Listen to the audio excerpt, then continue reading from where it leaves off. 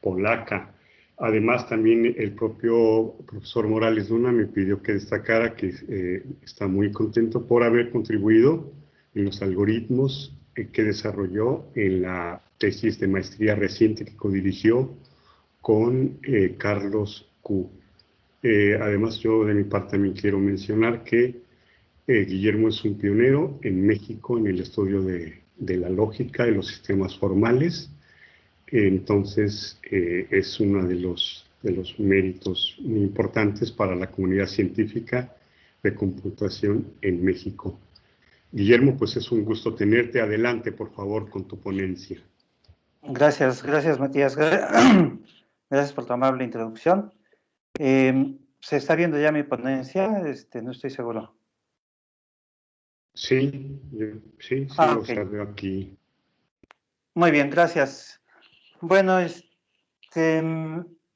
quisiera hablar de manera general del modelo de Kermack y McKendrick, que es un modelo llamado SIR de modelación de propagación epidémica que surgió en la década de los 20 del siglo XX, precisamente. Está por cumplir 100 años. Y es un modelo que se ha mantenido vigente y que se ha utilizado continuamente. De hecho, los estudios más serios sobre propagación epidémica de la pandemia actual están basados en este modelo, aunque ya parezca bastante viejo. Tengo que hacer dos avisos preliminares y dos prevenciones. La primera es de que me voy a referir a los modelos de manera general, de manera abstracta. Y están lejos estos modelos de describir el estado actual de la pandemia a nivel mundial o siquiera al nivel mexicano o siquiera al nivel de la Ciudad de México. Esto es porque para tener estos modelos, estas interpretaciones precisas, hay que tener una recopilación de datos muy grande, muy extensa, y ajustar estos modelos a esos datos. Yo no he tenido ni el equipo ni el tiempo para hacer esta recolección de datos y por lo tanto los modelos que voy a presentar son presentados de manera general, de manera puramente abstracta. Mi intención aquí es describir la metodología matemática que se ha estado utilizando. La segunda prevención es en el sentido de que aunque en matemáticas se busca hacer una descripción precisa de la naturaleza, se está lejos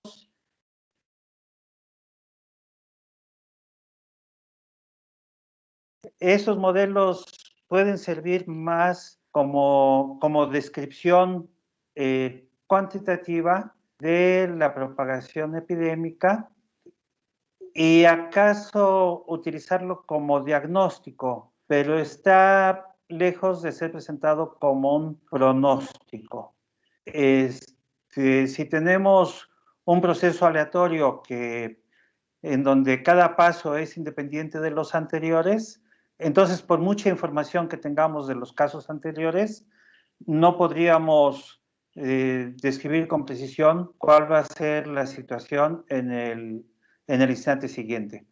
Entonces, estos modelos pueden servir de base, por ejemplo, para describir la fenomenología, cómo va cambiando la pandemia, y puede tal vez aventurarse a suponer cómo se comportará en el futuro, pero se está lejos de decir así se va a comportar. Este determinismo no existe en estos casos porque no hay una descripción completa de todos los fenómenos. Entonces, déjenme pasar a describir los modelos más elementales inicialmente. Entonces, este primer modelo, pues, es de tipo discreto. Se supone que hay un cierto porcentaje de contagio dado un individuo, entonces contagia a un cierto número de individuos a su alrededor, y la tasa con y R0 denota a la tasa de contagio de un individuo a sus vecinos. Entonces, si tiene un porcentaje, si este número R0 que está entre 0 y 1 lo multiplicamos por 100, entonces vamos a tener el porcentaje de vecinos contaminados por un individuo. Entonces, si R0 es este factor básico de reproducción, tal vez en la prensa habrán visto que se refiere mucho a este factor R0. Entonces, si denotamos por T sub tau al tiempo de incubación, vamos a tener que en el tiempo mt tau, es decir, tras m repeticiones del periodo t de tau, el número de contagiados va a aumentarse en una proporción que es esta suma de potencias de R0. Y siendo una suma de potencias, este porcentaje pues va a ser 1 menos R0 a la m más 1 entre 1 menos R0. Ahora, si este factor básico de reproducción está variando con el tiempo y en cada instante es distinto, si no lo suponemos constante, entonces la tasa con la que crecerá será la suma de los productos de esos factores de reproducción. Si fuesen todos estos constantes, pues esto nos daría este factor R0 mi. Y al cabo el número y si CM es el número de casos nuevos infectados, entonces al cabo de M ciclos de reproducción, pues el número de contagiados será la suma de cada uno de los que hubo en cada periodo. Y así podríamos inclusive introducir un factor de fatalidad, de hablar qué porcentaje de decesos hay entre los que han sido infectados, y el complemento sería aquellos infectados que se reponen después de la enfermedad. Entonces podríamos tener una tasa de decesos, y ese sería un porcentaje de la suma total de infectados. Solamente para describir este fenómeno, déjenme mostrar un ejemplo. A ver,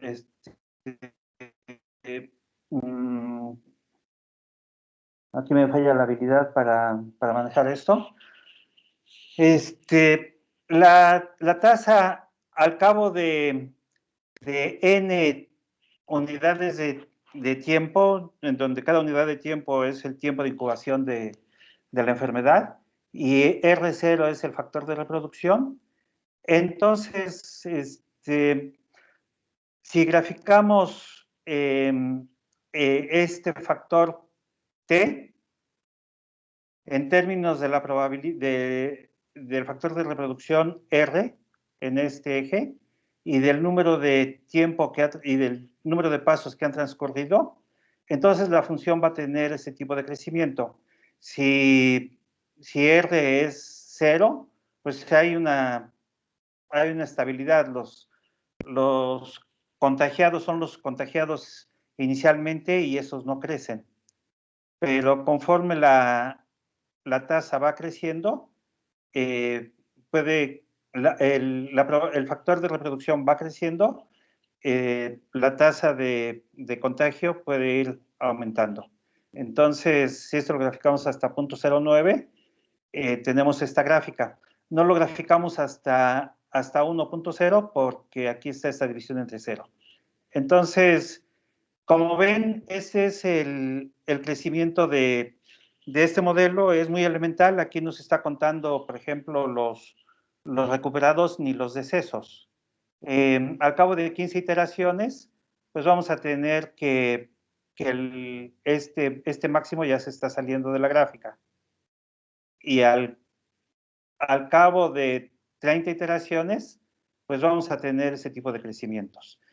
Este modelo es optimista en el sentido de que como esto nos está dando la suma de las potencias de R, y R está entre 0 y 1, entonces la serie va a ser convergente. Y eso significa que la pandemia va a terminar. Entonces el optimismo está en la suposición de que todas las pandemias son finitas. Y de esta manera estamos contando el número de contagiados a lo largo de la pandemia. Si la R, en cambio, fuese mayor que 1, entonces la serie no converge y estaría creciendo de manera exponencial con n, con el número de pasos del tiempo. Solamente para comparar estos crecimientos con otra fórmula que se utiliza mucho en matemáticas financieras, que es la fórmula de interés compuesto, tendríamos que la tasa de crecimiento de las deudas al capitalizar intereses, pues sería de este orden, 1 más R a la N. Entonces aquí ven la diferencia, aquí sería 1 menos R a la N. Y en este orden, el crecimiento de estas gráficas pues es mucho más vertiginoso. Aquí ven en los factores de escala que crece rapidísimamente. Entonces, cuando se pacta un crédito y la tasa de pago es mucho menor que la tasa de crecimiento de la deuda, pues se tiene que la deuda llega a ser imparable. Son factores comunes vividos en México en la década de los 90. Pero este crecimiento de pandemias entonces no es tan grande como este caso, sino está modulado de esta manera, repito, en la suposición de que las pandemias son finitas. Y esta es una suposición ciertamente muy alegre. Para ver otro modelo, permítanme referir a este modelo de Richards. Este modelo es de mediados de la década del siglo XX y también tiene una cierta suposición de que las pandemias van a terminar en algún momento, y es una medida del número de infecciosos, de gente que ha sido contagiada. Entonces, la tasa con la que va a variar y en función del tiempo va a ser proporcional. La constante de proporcionalidad es este factor de reproducción, R, multiplicado por I de T, o sea, en tanto que haya más contagiados, esto puede variar más rápidamente. Es por eso que la I aparece en el numerador, pero se amortigua.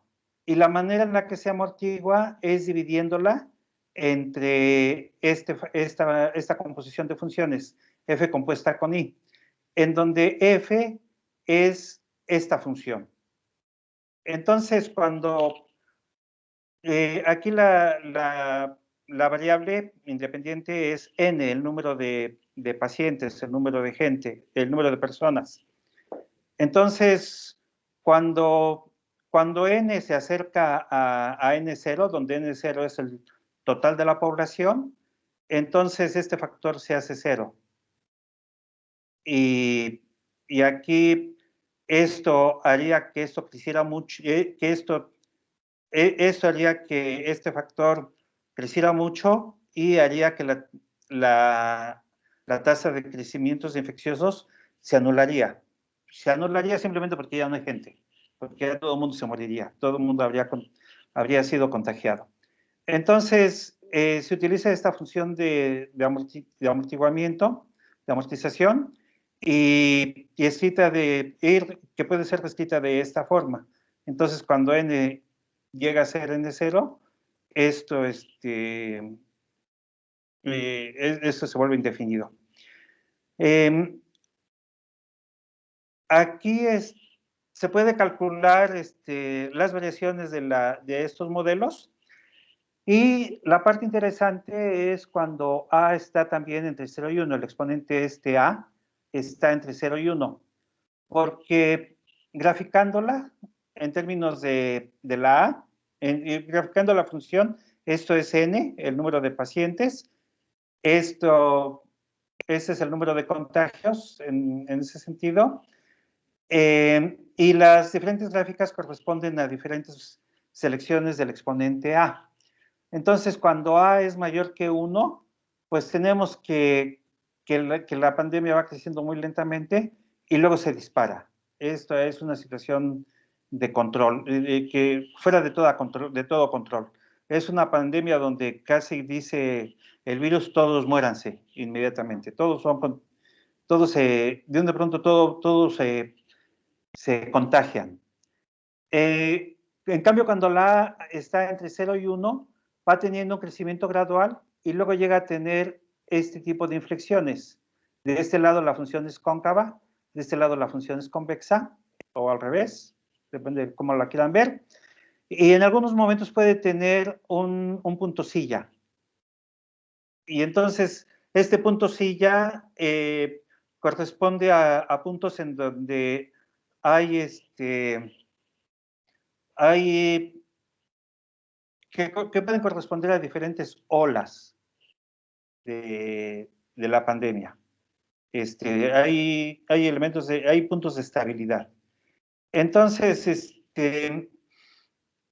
calculando puntos de inflexión de esta función, se puede calcular este tipo de funciones y se puede determinar cuándo se puede suponer que la pandemia ya ha terminado en función de tiempos. Por cuestiones de tiempo tengo que apresurarme, digamos, en la exposición, pero mi interés en hacer públicas estas notas es simplemente para que se vea con mayor detalle la exposición que estoy teniendo. Otro modelo un poco más realista es y también parte de suposiciones muy elementales. Supongamos que tenemos una población N de individuos y esta población está dependiendo del tiempo. Entonces, esta N puede corresponder a pobladores, puede corresponder a contagiados, puede corresponder a decesos o puede corresponder a recuperados, a gente que se ha repuesto de la pandemia. Entonces, N es la cardinalidad, es el cardinal de una clase de gente y se quiere ver cómo varía. Entonces, la tasa de variación de NBT es proporcional con el número, en todo momento es proporcional con el número de gente que la conforma con NBT. R es un factor de proporcionalidad. Aquí, si la R es positiva, entonces la población de N va a crecer. N va a ser una función creciente. Si R es negativa, en cambio, entonces la población va a ser decreciente. La R positiva corresponde a cuando la pandemia está creciendo. La R negativa es cuando la pandemia está feneciendo, está decreciendo. Y Y vista esta ecuación diferencial, pues como la función exponencial es un punto fijo del operador diferencial, del operador derivada, vamos a tener que una solución de esta ecuación diferencial es de la forma C por E a la RT, en donde R es este factor de reproducción y la C es, digamos, una constante de integración. Entonces, este es un modelo muy elemental que describe crecimientos, ya sea positivos o negativos. Bajo la suposición de que si n infinito es la población final que se va a tener al final de los tiempos, entonces se puede introducir este factor 1 menos nt entre n infinito. Esto significa que cuando nt se acerca a n infinito, pues entonces este cociente va a ser 1, va a tender a ser 1, y este factor va a ser 0. Y eso significa que ya no va a haber más variación de la función. Entonces, como ya todo el mundo desapareció, pues ya no va a cambiar la n, ya va a ser una función constante. Entonces tenemos este modelo que es muy naif y que puede crecer arbitrariamente cuando R es positivo, o tenemos este otro modelo en donde se están poniendo cotas al crecimiento. Y para cada una de las dos ecuaciones diferenciales se puede calcular su solución analítica o bien aproximarla mediante diferencias finitas y hacer un pronóstico e intentar hacer un pronóstico de la evolución. También al plantear esta ecuación diferencial, entonces tenemos una solución de este tipo y se puede calcular los puntos de inflexión de la solución. Y esos puntos de inflexión corresponderán a momentos importantes en esta modelación. Entonces, se podría presentar algunos criterios para decir con cuál de los dos modelos quedarse, si con este optimista o con este otro que tiene una cota. Y entonces uno puede tomar una actitud de imparcialidad y tomar una interpolación de las dos, en donde esta interpolación está dada por este parámetro P. Cuando P vale 0, nos estamos quedando con la primera ecuación. Cuando P vale 1, descartamos a la primera ecuación y nos quedamos con la segunda ecuación.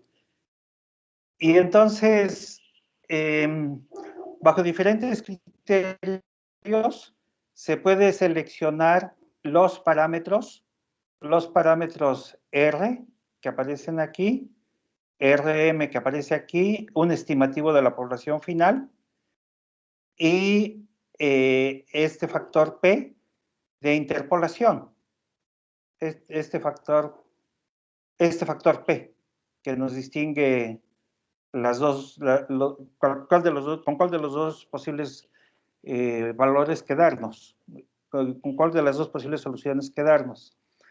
Entonces, con el fin de ajustar en la práctica modelos, datos experimentales como los que recolecta la Secretaría de Salud en México o la Organización Mundial de la Salud en el caso mundial, o la Universidad de Johns Hopkins, por ejemplo, podríamos tomar en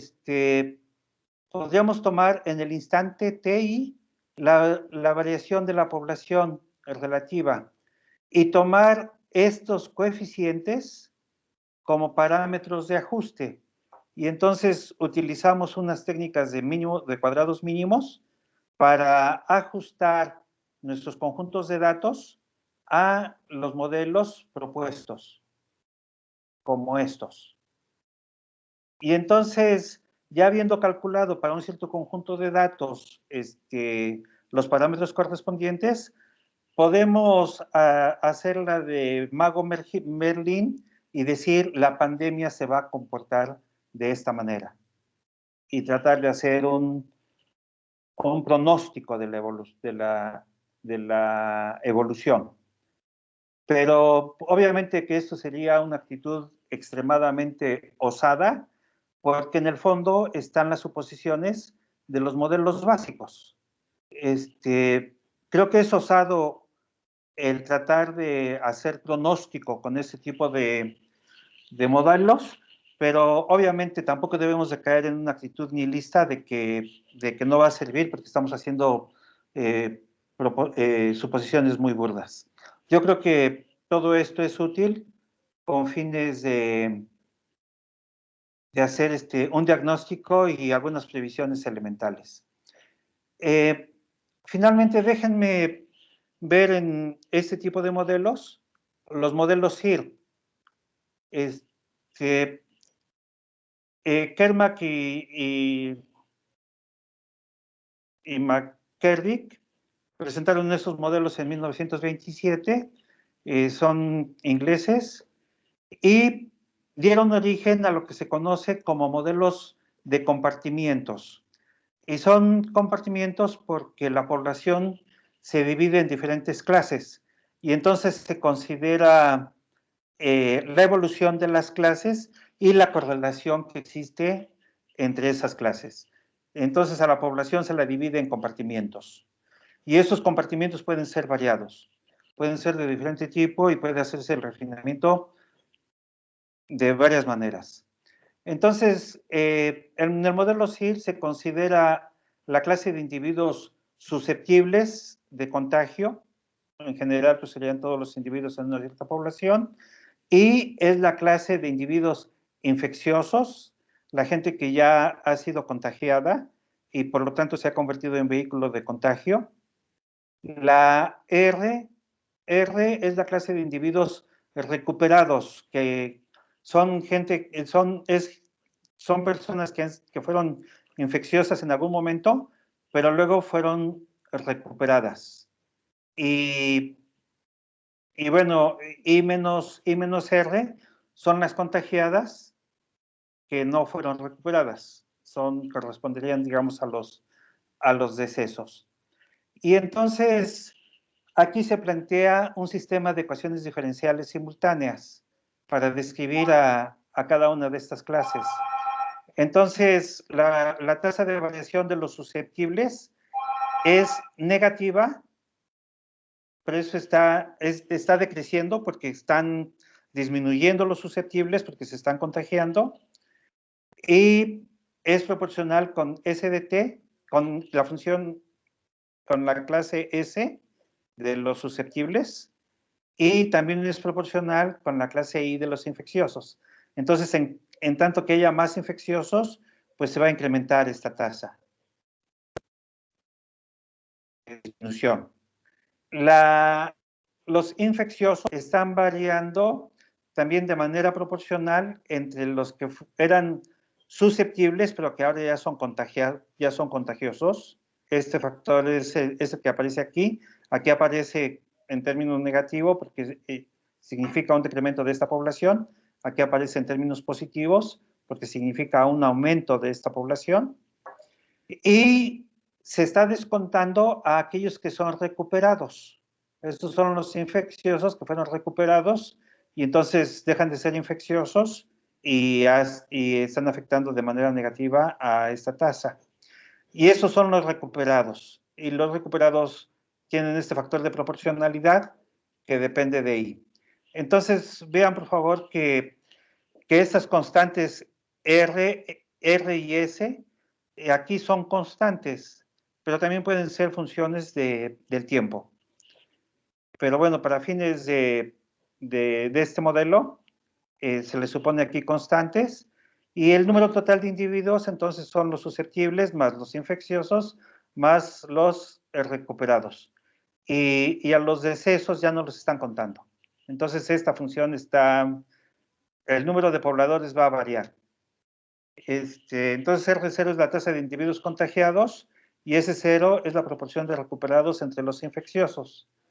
Entonces, la interpretación de estas ecuaciones, pues, es esta, en el lenguaje natural. Aquí se podría considerar como UDT la medida o el número de individuos que se mantienen como infectuosos habiéndolos sido previamente. Entonces, la manera en la que varían estos sería proporcional con este factor S0. Y tendría una solución de tipo exponencial que la haría decrementar. Entonces, esto corresponde a una función de distribución de probabilidad de tipo exponencial y la esperanza de ellos es S0, S0 a la menos 1. Así que este factor S0 a la menos 1 sería, digamos, el tiempo esperado de duración de la pandemia. Esta es, a grandes rasgos, digamos, una consecuencia de este modelo. Entonces, este modelo podría ajustarse a posteriori. Cuando se ve cuál fue el tiempo de duración de la pandemia, entonces se estima este factor S0 y se ajusta a este modelo para describir a toro pasado el desarrollo de la pandemia. No una labor de pronóstico. Aquí, perdón, aquí se puede, como hay una correlación entre los susceptibles, las personas que no han sido contagiadas y las que fueron contagiadas, porque eso nos da un total de población, podríamos describir a los contagiados en términos de los susceptibles, mediante alguna función J, y describir a esta función J. Entonces aquí vamos a poner a I en función de los susceptibles, y esa función va a ser J. Entonces, de acuerdo con este modelo, haciendo una tarea más o menos elemental de cálculo diferencial, pues tenemos una descripción de J de esta manera. Y eso significa que en estos modelos, el número de contagiados, el número de infectados, va a tener, va a ser del orden lineal, modulado por una función logarítmica del número de personas que haya. Y entonces, con eso se puede también tratar de pronosticar el desarrollo de una pandemia. Pero repito, y quiero ser insistente en este caso, esto es bajo estas suposiciones. No es de que así vaya a ocurrir siempre. Como una variación del modelo SIR,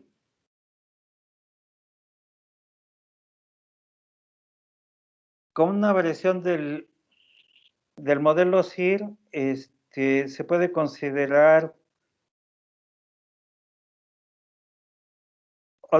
la clase total, la clase de pobladores total, NDT.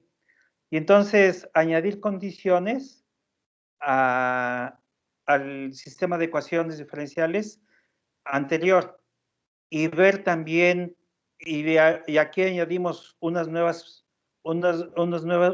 parámetros que nos van a servir para describir de mejor manera las observaciones hechas. Entonces, este es un modelo alternativo y otro más, se puede añadir una clase que describe a los individuos que son infecciosos, pero que son asintomáticos. Y entonces estos no están aportando a la parte de recuperados, no están aportando a la parte de decesos, son asintomáticos, y también se les está describiendo mediante una ecuación de ese estilo, introduciendo parámetros proporcionales, parámetros de proporcionalidad. Y entonces aquí se puede ver cómo están variando unas funciones respecto a otras, y acaso de este tratamiento numérico, de este tratamiento analítico, sugerir algunas medidas de control. Algunas medidas de control, como por ejemplo, confinar a cierto tipo de clases. Ya finalmente en esta tónica se podría considerar también a la clase de individuos que han sido objetos de un tratamiento.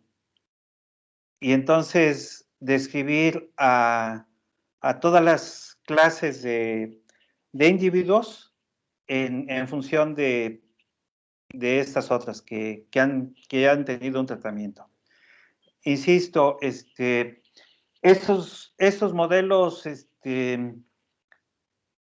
son muy particulares, están basados en suposiciones que aunque son plausibles, aunque están motivadas por la realidad, no dejan de ser eso, meras suposiciones.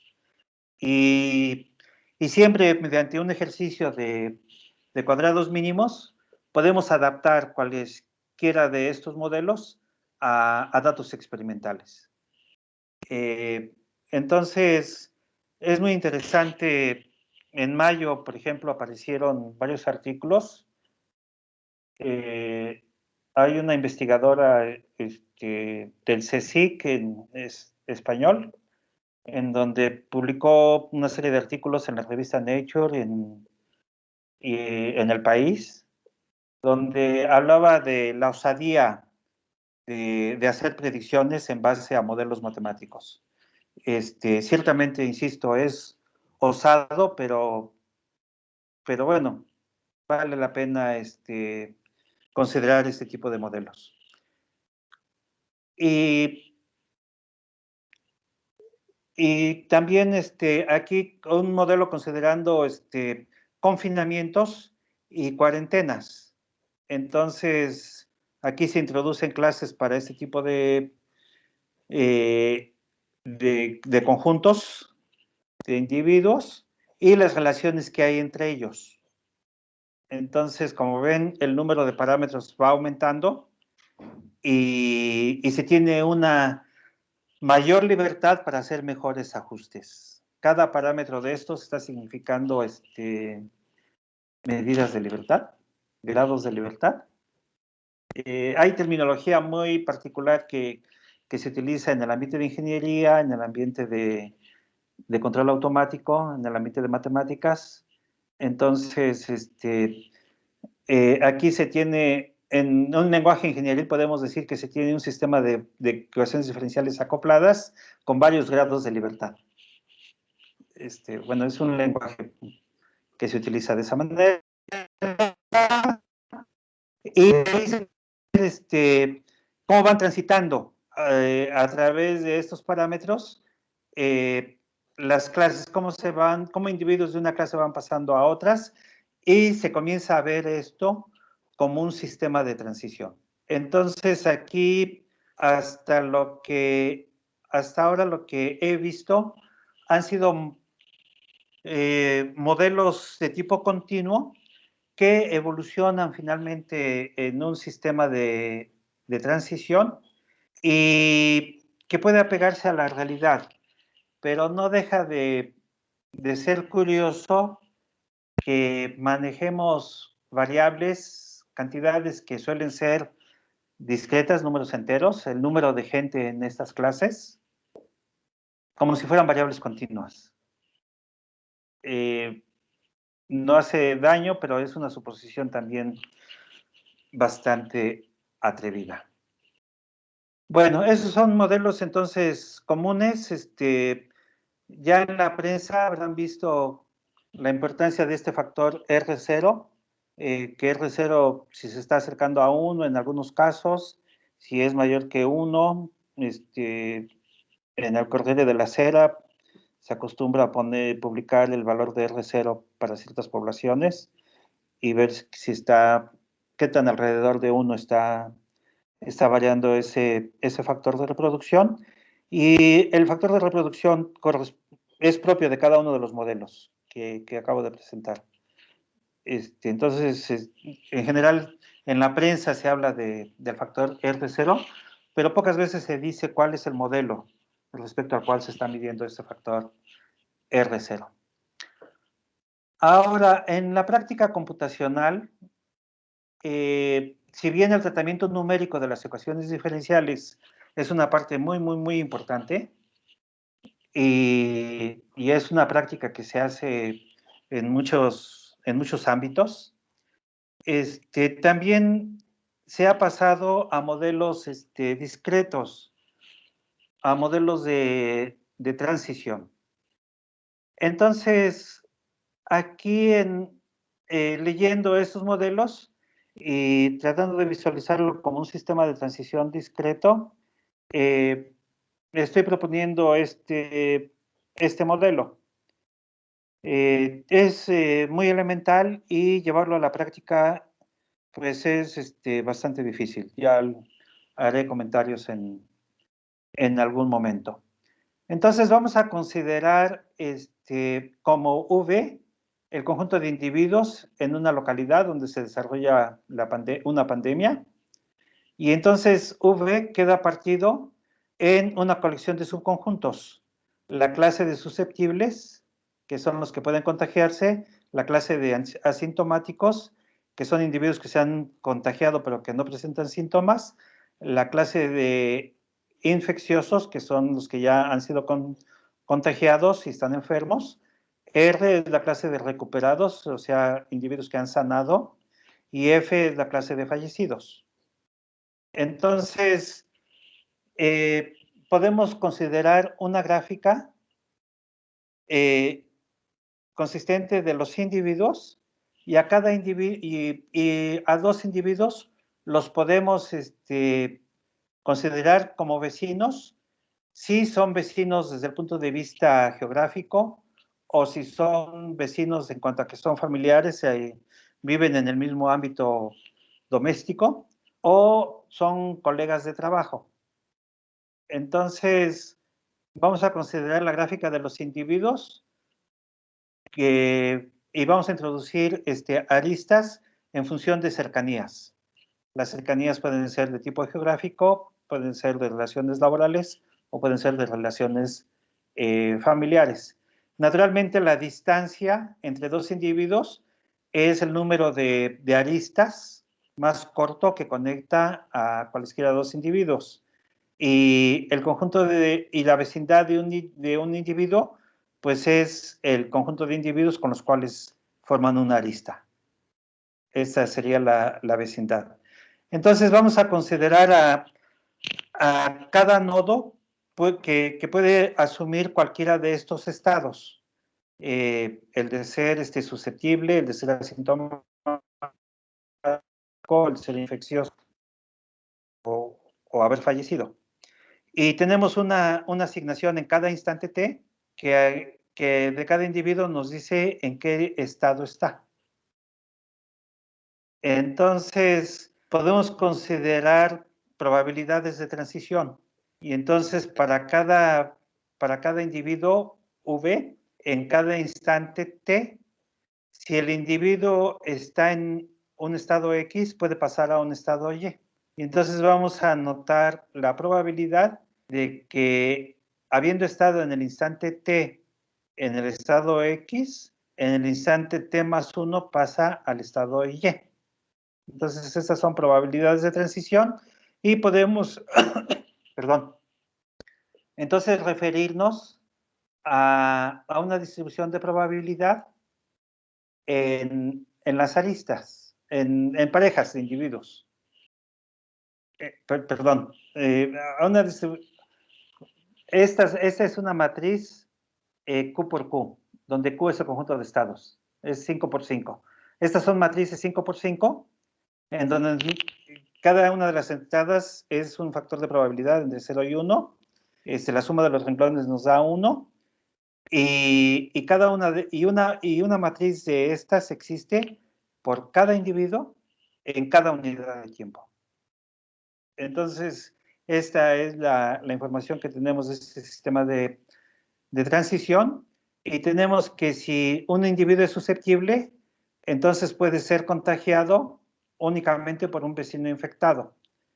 Así que si el nodo V está en el estado S, si acaso existiera un individuo que es asintomático o está contagiado, entonces el individuo actual, V, puede no ser contagiado, está en S y se queda como no contagio, o habiendo estado en S pasa a ser asintomático, o habiendo estado en S pasa a ser infeccioso. Y no hay otra. No puede suceder que estando en S, de súbito quede sanado sin haber estado enfermo, o haya fallecido sin haber estado enfermo. Esa es la suposición de este modelo. Los asintomáticos pueden seguir siéndolo, o bien pasar a ser infecciosos, o haber sanado. Y entonces, si es asintomático, puede quedarse asintomático. Si es asintomático, pasa a ser infeccioso, o si es asintomático, queda sanado. Y no hay otra posibilidad. No puede recuperar, no puede regresar a los susceptibles. Y los infecciosos pueden seguir siéndolo o pasar a ser repuestos o fallecidos. O sea, los infecciosos o sanan o se mueren. Y es o seguir siendo infeccioso. Y los recuperados solamente pueden seguir siéndolo. Esta es una suposición de que un individuo que ya haya pasado por la enfermedad queda inmunizado. Tal vez esto no se cumpla en la realidad. Y esta es de que no hay resucitados. Un individuo que haya fallecido se queda para siempre fallecido. Entonces, para cada individuo V, en cada instante T, tenemos esta matriz de transición entre los estados y corresponde a esta gráfica de transición. Entonces, de esa manera podríamos tratar de ver cuáles son los caminos que llevan a un individuo susceptible a ser recuperado o a ser fallecido. Y entonces, para cada una de esas transiciones tenemos correspondientes expresiones regulares, y esto sería para alguien que es susceptible que pase a ser recuperado o fallecido, podría pasar mediante estas rutas. Aquí vive sin ningún contagio y en algún momento se contagia, luego pasa a ser asintomático, se queda como asintomático, pero en algún momento pasa de ser asintomático a recuperado. Esa es una posibilidad. Otra posibilidad nos está dando estos otros caminos. Bueno, entonces, para cada uno de estos caminos podemos calcular probabilidades de transición. Y esas probabilidades, suponiendo, también introduciendo aquí la suposición tosca de que hay independencia de los procesos a lo largo del tiempo, pues la podríamos calcular de esta manera y tratar de visualizar qué condiciones deben de tener estos parámetros para tener que la pandemia termine en algún momento. Y entonces, haciendo cálculos con este tipo de suposiciones elementales, podemos ver que se podría ver que si tuviera relaciones de que estas probabilidades son aproximadamente estas probabilidades, en donde las PJ están calculadas como se describe de esta manera, Entonces podríamos pensar en estimar el tiempo de consumo de extinción de la pandemia. Entonces, observando esta función en términos de P y en términos de N, nos lleva a considerar este tipo de funciones y a calcular las raíces de estas funciones. Entonces, aquí una raíz de esta función es P igual a 0, y esa es de que no hubo nunca ninguna pandemia, todo el mundo, nunca apareció ningún bichito. O bien, para que se termine la pandemia, pues tenemos que esperar que va a terminar si la probabilidad de contagio es 1 entre n, y n es el número total de individuos. Entonces, para que termine eso, si en la Ciudad de México tenemos 11 millones de habitantes, entonces la probabilidad con este modelo va a terminar rápidamente si la probabilidad es 1 entre 7 millones de habitantes, entre 11 millones de habitantes. Obviamente esto es muy, muy ingenuo y puede no darse. Bueno, ya para, si me permite, Matías, 5 minutos, déjenme mostrarles unos ejemplos numéricos para que se vea la evolución de estos, de este modelo último que les acabo de presentar. Entonces, haciendo un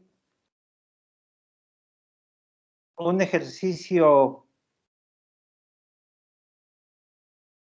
con matemática, espero que se vea. Sí, se ve. Gracias. Bien, gracias. Haciendo un ejercicio con matemática para implementar el modelo de transición que acabo de mostrar,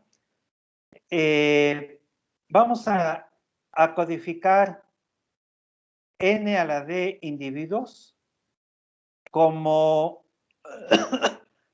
vértices de un cubo de dimensión d, que en cada una de las aristas tiene a 5 individuos. Entonces, en el ejemplo que yo voy a mostrar, voy a pensar que tenemos 5 individuos a lo ancho, 5 individuos hacia atrás y 5 individuos hacia arriba. Entonces vamos a tener 5 por 5 por 5, 125 individuos.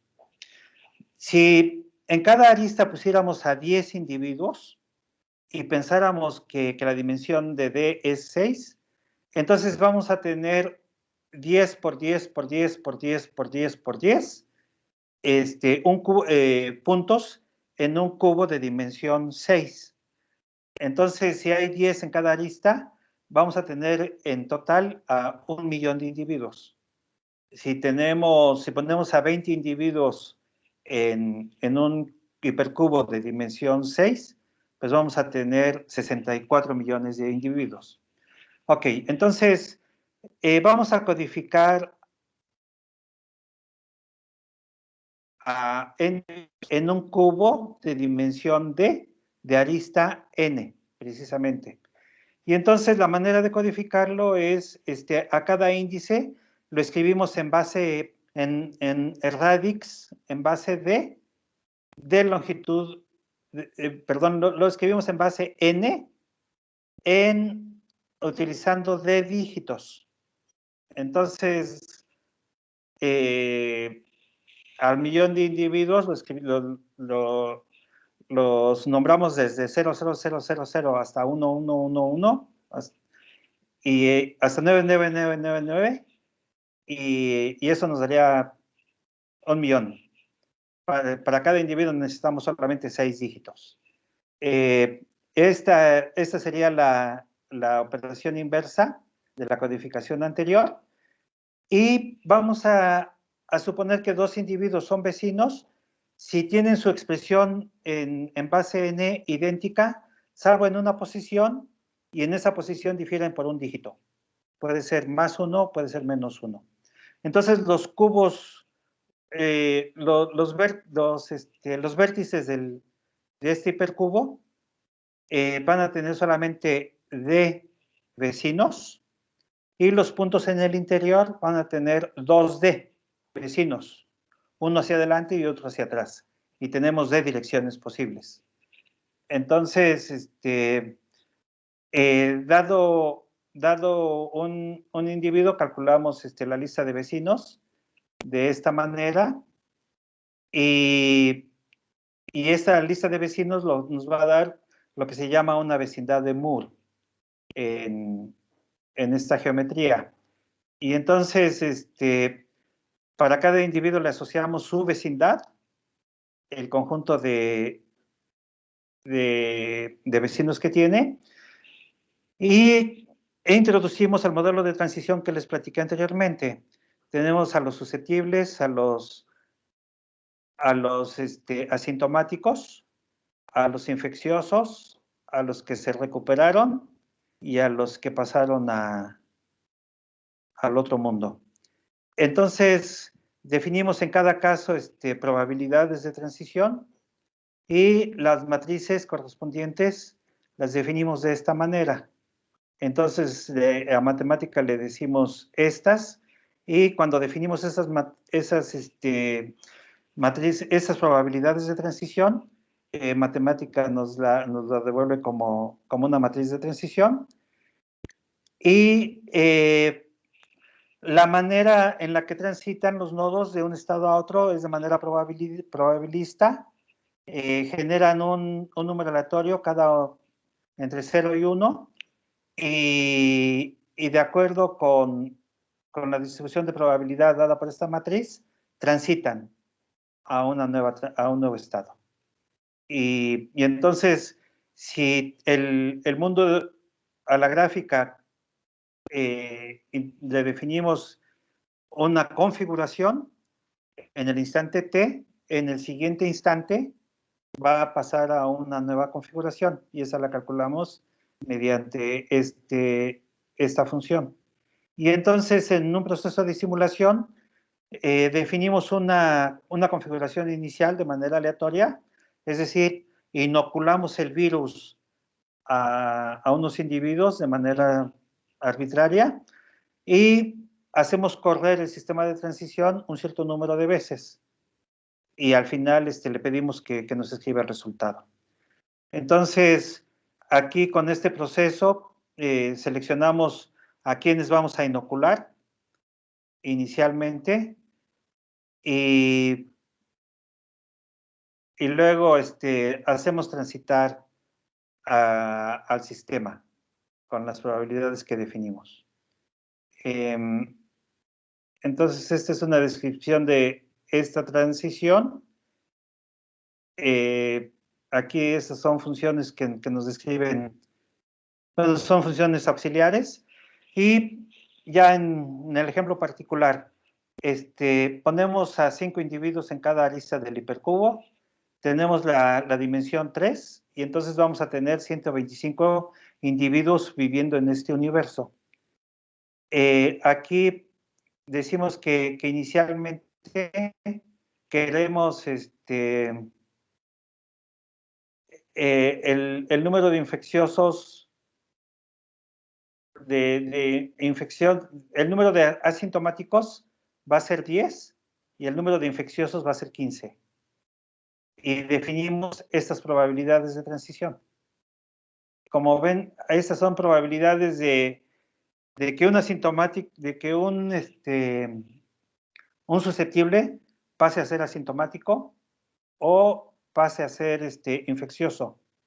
Esta es la probabilidad de que un infeccioso se recupere, y esta es la probabilidad de que el infeccioso se muera. Entonces, introducimos estas probabilidades. Las probabilidades de contagio que estoy manejando aquí son muy pequeñas, y entonces, haciendo una corrida en 30 unidades de tiempo, tenemos que, habiendo comenzado con 125 individuos, hubo 99 que no tuvieron infección alguna, no hubo ningún asintomático, no hubo ningún infeccioso, 20 se recuperaron, ya no quedó ningún infeccioso, 20 se recuperaron y 6 murieron. Entonces, aquí si lo graficamos, el tiempo va evolucionando va avanzando hacia arriba. Entonces, el estado 1 son los susceptibles, los que pueden contagiarse. 2 y 3 son los asintomáticos y los infecciosos, 4 son los que se recuperan y 5 son los muertos. Entonces, de los 6 muertos, una vez que se muere uno, pues se queda muerto. Son las tiras azules. Y esos que se recuperan en esa tonalidad de verde son los que se recuperan y quedan inmunes. Entonces, aquí de 125 individuos, tenemos que al final de 30 unidades de tiempo, 20 se recuperaron y 6 murieron. Entonces, casi el 6% de gente fue lo que falleció. En una segunda corrida tenemos 25 unidades de tiempo y aquí vamos a tener que con estas probabilidades, hay 100 personas que nunca fueron contagiadas, no sufrieron contagio alguno, 21 fueron contagiadas y 4 murieron. Esta es una, este es un ejercicio más, más benéfico que el anterior, más generoso que el anterior. Hubo menos muertos. Pero bueno, esto es porque las probabilidades de contagio aquí que yo puse son muy pequeñas. Y bueno, en mi maquinita de escritorio pude correr estas transiciones para 125 individuos. Hablando o dirigiéndome hacia los computólogos, esto se podría entonces aumentar a n igual a 10 y d igual a 6 o a 7 para tener 10 a las 7 posibilidades. Entonces manejar 10 millones de individuos puede ser inmanejable en mi máquina personal, pero como ven, se puede trabajar localmente en diferentes partes del hipercubo y solamente en las partes de conexión ver, hacer ejercicios de transmisión de datos. Entonces, si hubiera entre los escuchas alguien interesado en implementar este tipo de modelos en un ambiente distribuido o paralelo, pues sería bienvenido. Entonces, Matías, creo que es todo de mi parte y termino esta presentación aquí. Gracias. Muchas gracias, Guillermo.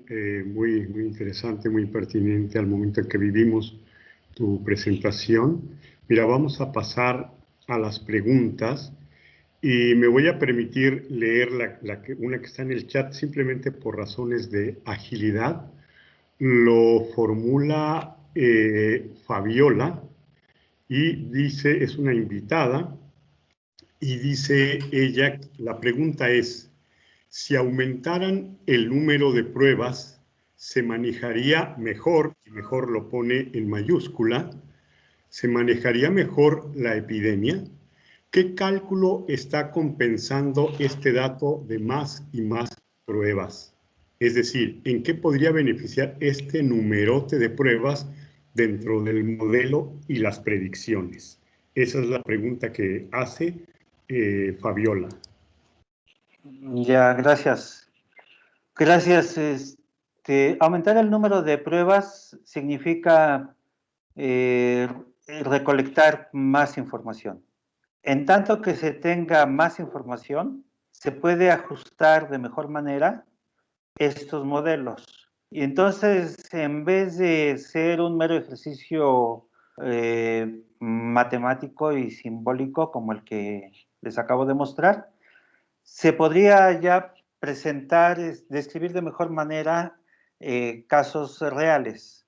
Entonces, En tanto que se realicen más pruebas, la información experimental será mayor y esto dará una posibilidad mayor de ajustar esos modelos al estado actual de, de un caso de estudio.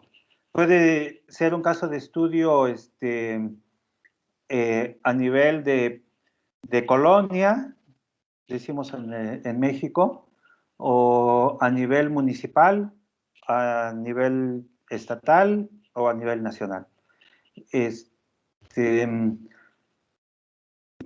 suma, una mayor información permitiría ajustar de mejor manera estos modelos. Pero también Aquí, hay otro punto. Déjame sí, añadir sí, ahora otro punto que me viene a la memoria que adelante, Guillermo. Vean que estoy hablando aquí de vecinos de tipo geográfico o de tipo laboral o de tipo familiar. Y entonces para describir estos modelos necesitamos tener un conocimiento preciso de los enfermos en nuestros entornos. Y esto ciertamente es una cuestión muy delicada, porque aquí se invade ya los ámbitos de privacidad y, y de anonimato de la información.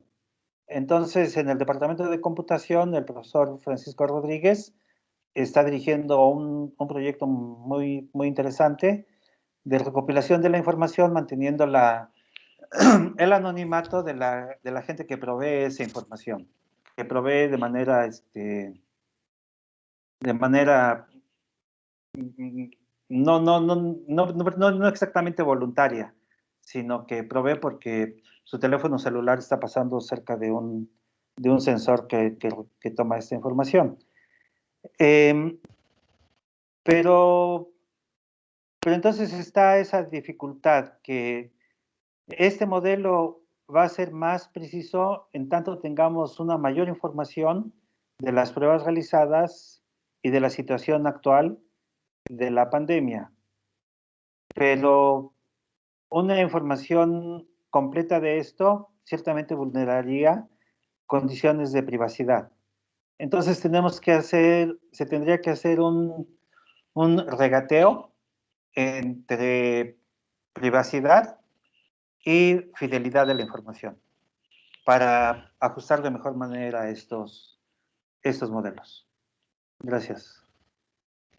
Mira, Luis Gerardo de la Fraga dice que le gustó la conferencia, da las gracias por ella. Igualmente, Octavio Martínez de la Vega.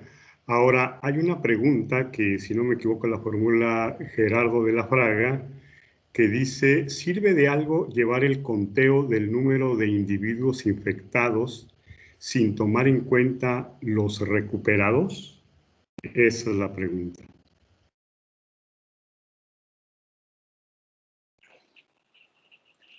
Ya, hay una dependencia entre los infectados y los recuperados, naturalmente.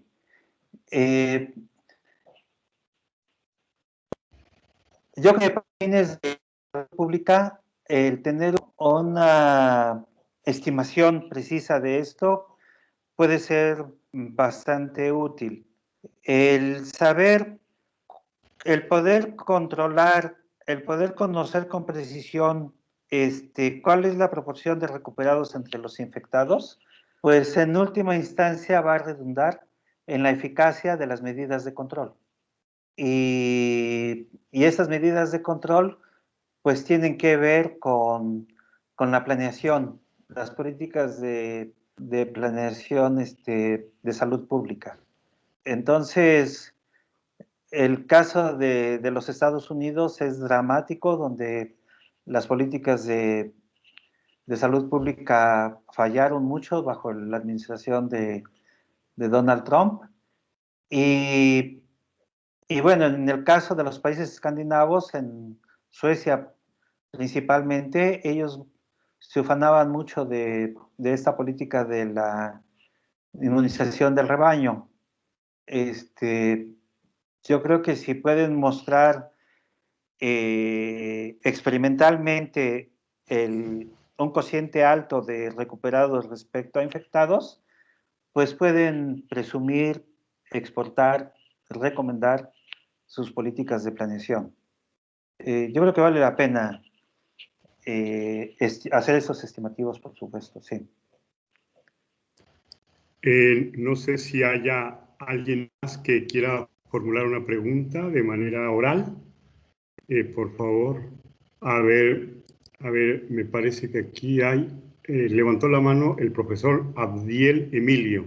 A ver, por favor, adelante, profesor Abdiel Emilio.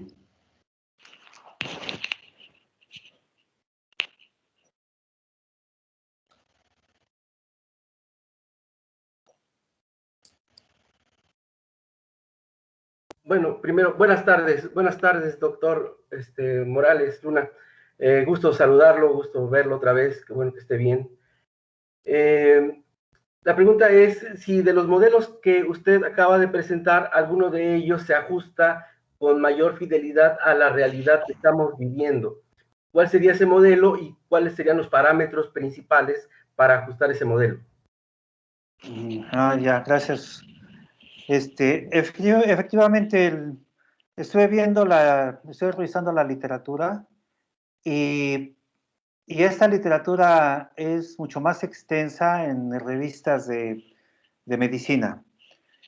Y hay muchos autores asiáticos, chinos particularmente, en donde han presentado el tratamiento y el estudio de los inicios de COVID-19 en la región de Wuhan, que fue el origen de la pandemia mundial.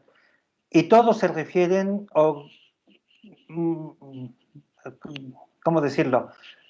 Yo creo que del orden de 8 de cada 10, no leí yo más de 30, o no revisé más de 30, pero yo creo que 8 de cada 10 se referían al modelo SIR, en la parte más elemental como lo presenté inicialmente, solamente tratando a los susceptibles, a los infecciosos y a los recuperados.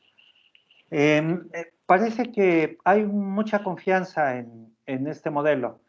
Ya el añadir otras clases suplementarias se ha vuelto un tanto más complejo.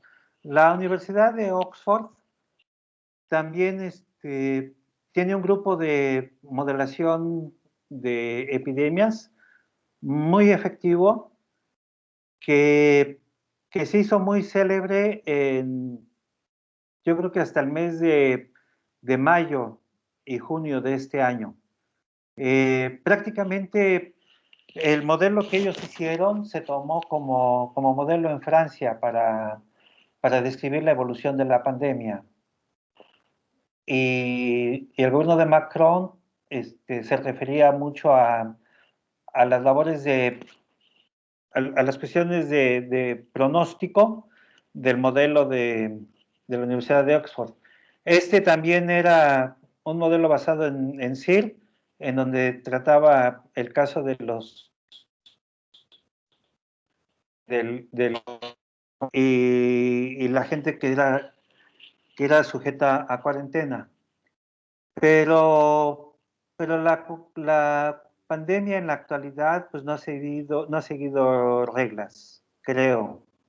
Y ya el modelo de Oxford ya no se ha hablado tanto. Hubo varios investigadores en universidades españolas en Valencia, donde también hicieron muchos pronósticos en base al modelo SIR, pero luego dejaron de hacerlo. Y ahora creo que las estadísticas se han concentrado más en la recopilación de información fidedigna que en hacer modelos de pronóstico. Entonces, SIR, con todo que ya tiene 100 años de existencia casi, es el modelo dominante, digamos, en la modelación matemática. Gracias.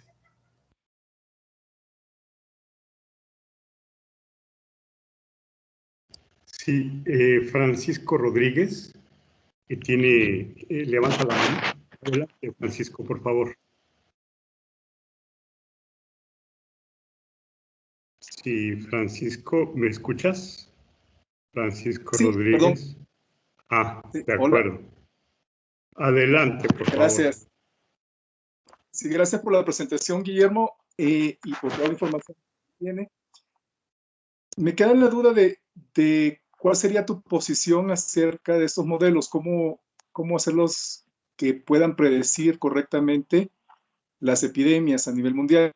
De lo que acabas de mencionar, yo también he visto a nivel prensa los modelos de la Universidad de Washington, en que ellos se atreven incluso a pronosticar para cada país cuántos muertos va a haber para algunos meses, incluso creo que han sido criticados porque se extienden mucho en el tiempo. Y sin embargo, para el caso de México fueron bastante acertados porque dijeron que para el final de este año iba a haber 120,000, 130,000 muertos, que desafortunadamente se hizo realidad.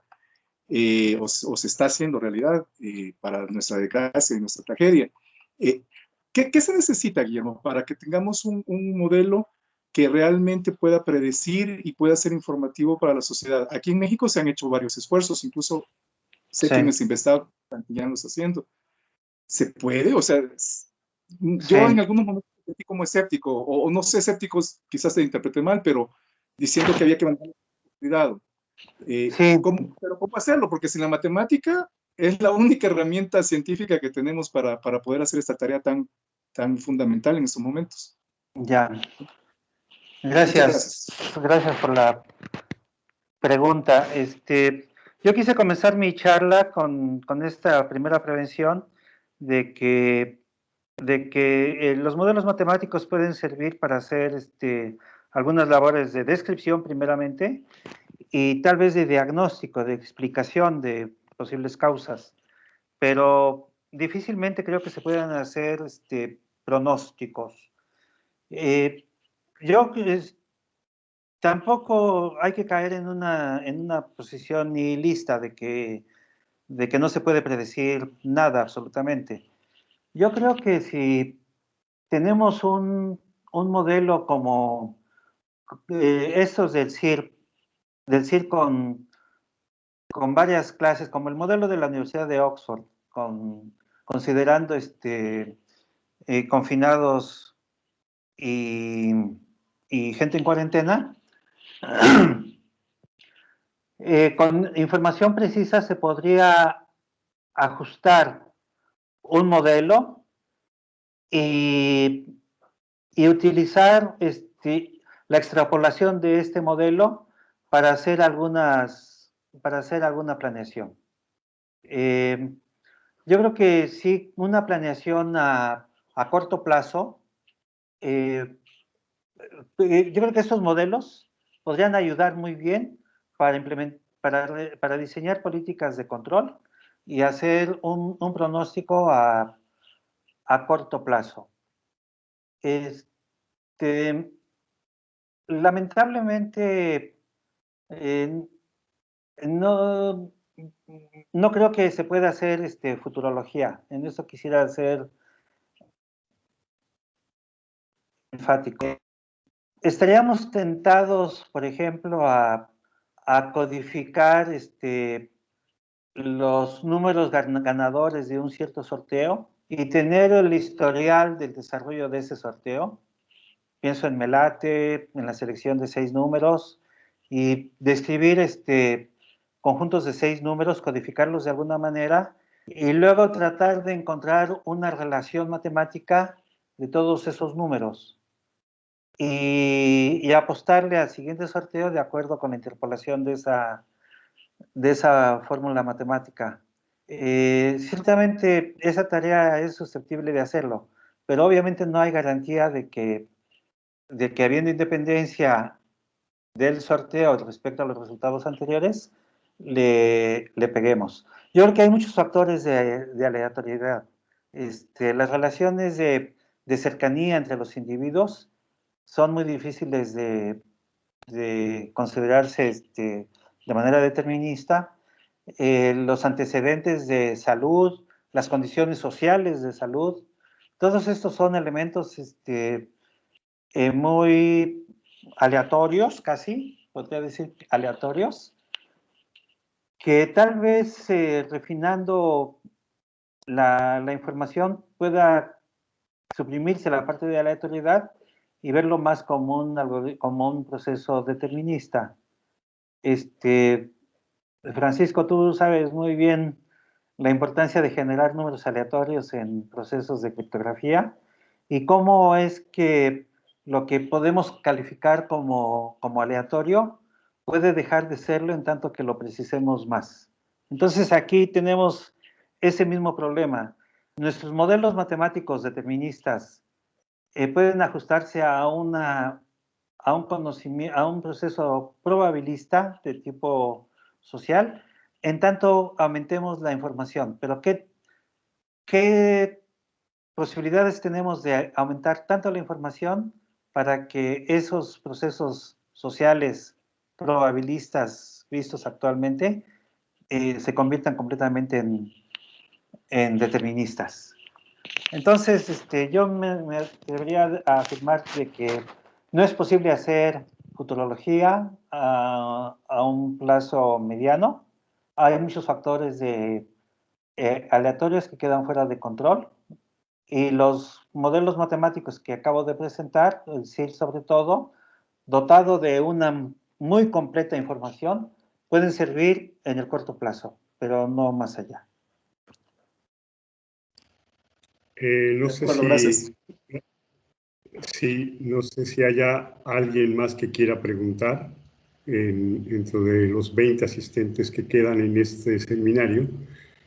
Si no, mira, en lo que alguien se prepara, Guillermo, a mí me gustaría preguntarte, digamos, efectivamente, al final de cuentas tú propones en tu modelo, cosa que también por ahí se ha visto ya dentro de los modelos, sobre todo discretos. Yo también, a mí me gustó, digamos, esta introducción que haces de modelos que trabajan con ecuaciones diferenciales, modelos continuos, y pasas a modelos discretos precisamente por tratar de ser mucho más, acercarte más a lo que hay en este tipo de contagios. Al final son poblaciones discretas. Sí. Y así lo planteas. Ahora, hablas también de una estimación probabilística, pues efectivamente eso es lo que procede, según nos lo demuestran experiencias previas. Ahora, digamos, ¿de qué manera tú podrías, y va en conjunción con las preguntas previas que se han hecho, tener una mejor estimación probabilística? Y una vez que lograras esa estimación probabilística mucho más cercana a la realidad, ¿de qué manera podrías tú minimizar o precisar los rangos de error que pudiera tener la predicción? Porque al final de cuentas, eso es a lo que podríamos aspirar, es decir, aspirar a una predicción total, no, determinista, no, pero es como probabilística dentro de ciertos rangos. Entonces, esa es mi pregunta, Sí. por favor. Ya, estos modelos, tanto los de tipo continuo como el discreto que propuse, son modelos para describir comportamientos globales, para decir valores esperados de los parámetros que mostré, número de decesos, números de gente recuperada, cómo dependen estos de las estimaciones de probabilidad definidas inicialmente. Entonces, estos modelos son puramente descriptivos y manejan cardinales de manera global. No se podrían utilizar, o no vería yo ahora cómo utilizarlos como medidas de control. Creo que podrían validar políticas de control, es decir, en este caso, estas políticas modificaron, intervinieron, establecieron las medidas de probabilidad de esta manera, de manera que a la larga, y fueron tales que a la larga tuvieron tales o cuales resultados. Pero es para describir a posteriori, explicar a posteriori la evolución. No es para diseñar, no se trata de diseñar aquí políticas de control. Los únicos elementos de control que tenemos son las probabilidades que estamos definiendo en el sistema de transición que introduje, en el caso discreto, o el ajuste de parámetros para los casos continuos. Pero esto ya es un resultado de políticas de control que se hayan o que se implementen. Los modelos estos son descriptivos más bien. Pero entonces, digamos, ¿cómo poder hacer el ajuste de las probabilidades? Porque tú decías que las simulaciones que hiciste se daban porque había probabilidades pequeñitas, supuestas. ¿Cómo poder aproximarse a unas mejores probabilidades? Ok. Ya. Si recopilamos la información de casos reales, y entonces para cada instante de tiempo tenemos esos parámetros, el conocimiento de esas variables, entonces podemos utilizar técnicas como mínimos cuadrados para modificar nuestros parámetros de entrada y ajustarlos a la realidad. Y entonces, mediante un ajuste de tipo estadístico posterior,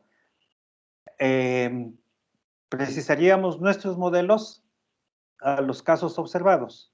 Y ya después podríamos hacer una extrapolación a corto plazo, no a largo plazo. Entonces... Perdóname, y al decir a corto plazo, ¿qué periodo de tiempo, de horas, días, semanas, te quisieras referir?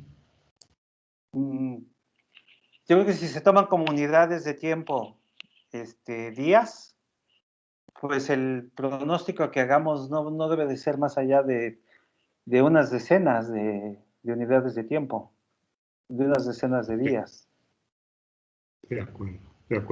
Y ahora, una vez que se ajustan esas probabilidades con datos que vengan de la realidad, digamos, ¿cuáles serían los rangos de error que tú pudieras aspirar en el caso pesimista y en el caso optimista? Pues precisamente la distancia estadística entre los modelos que predijo el modelo, entre los datos que produjo el modelo y los datos experimentales. Cuando haces un ajuste por mínimos cuadrados, pues estás teniendo sucesiones que viven en ciertos espacios, y en esos espacios de sucesiones, con la métrica de L2, con la métrica de L2 puedes ver la diferencia entre tus conjuntos de datos experimentales y los datos vaticinados por el modelo ya ajustado, y esa sería una cota superior del error que podrías esperar. De acuerdo, bien, bueno, gracias por la respuesta, ya por ahí seguiremos comentando. No sé si hay alguien más que quiera formular alguna pregunta al doctor Guillermo Morales. En el chat ya no hay más comentarios. No sé si alguien más de los asistentes que aún quedamos quiera formular algo más, que levante su manita amarilla. A ver, pues aquí Guillermo Monroy. Adelante, Guillermo, por favor. Adelante. Sí, muchas gracias. Gracias por la charla, muy interesante, doctor. Mi pregunta va, ¿qué opinión o qué relación le merece, tiene, perdón, con respecto a los modelos generados por aprendizaje computacional y si tienen alguna relación con estos modelos que nos presenta? Ah, ah, gracias, muy interesante. Eh, estos modelos procuran construir, de nuevo, modelos deterministas de tipo matemático para describir una realidad. Se basan en suposiciones formuladas a priori y después se está ajustando los modelos matemáticos a los datos experimentales. Entonces, aquí no hay aprendizaje en cuanto a que los modelos son prediseñados y son ajustados a la realidad observada. Ciertamente puede haber técnicas de aprendizaje, como tratar de caracterizar la acumulación de los datos de acuerdo a algunas características y tratar de describir formalmente a esos cúmulos en base a las características formuladas. Cuando se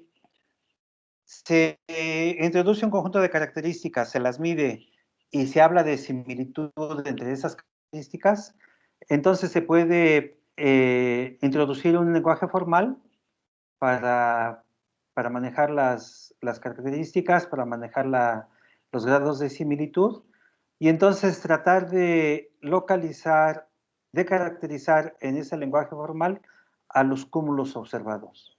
Estas son técnicas convencionales de inteligencia artificial y es ahí donde se está basando el aprendizaje automático. Aquí no estamos utilizando esas técnicas. Estas técnicas, la formulación mediante el lenguaje formal del fenómeno observado se está haciendo a priori. En cambio, en las técnicas de aprendizaje automático, se introducen las características, se están observando los cúmulos y se busca caracterizar a esos cúmulos en base al lenguaje formal descrito. Entonces son completamente distintos. Cada uno de estos enfoques tiene su costo computacional, naturalmente. Los que les mostré, basado en ecuaciones diferenciales o en transiciones discretas, pues implica la solución numérica de esos procesos, que puede ser muy costoso y sensible. Puede haber mucha sensibilidad al error, y entonces con errores pequeños puede tenerse una explosión de basura, de una propagación de errores muy grande, que sea explosiva. La complejidad de aprendizaje automático pues es distinta. Aquí están involucradas de clasificación de reconocimiento de cúmulos, y esto es muy, muy variado. Hay diferentes técnicas de minería de datos y tienen sus propios grados de complejidad. Entonces, son muy distintos los dos enfoques. En el resumen, sí. Muchas gracias. Bien, no sé si haya alguna pregunta más. A ver, voy a mirar el chat. No, en el chat no hay nadie más. ¿Alguien más de los asistentes quiere preguntar algo? Quizá la última pregunta. Si no es el caso, bueno, pues Guillermo, agradecemos mucho tu conferencia, muy, muy pertinente, esta propuesta que haces. Y bueno, también a los participantes, a los que intervinieron especialmente con sus preguntas. Gracias, Matías, por la oportunidad de dirigirme a los colegas, y gracias a los colegas por su asistencia. Ya te pasaremos tu reconocimiento firmado por el jefe del departamento y yo mismo. Pero muchas gracias por esto. Y bueno, el siguiente seminario ya será en el mes de enero, el 18 de enero, salvo, Guillermo, que tú me confirmes que es viable esa fecha. Entonces, bueno, pues gracias a todos por su asistencia, a ti, Guillermo, por esta brillante conferencia. Y bueno, pues feliz Navidad y buenas vacaciones. Y nos veremos pues en enero. Hasta luego. Gracias Chao. a Brisbane también por su apoyo en difusión y en la organización de este evento. Hasta luego. Hasta luego.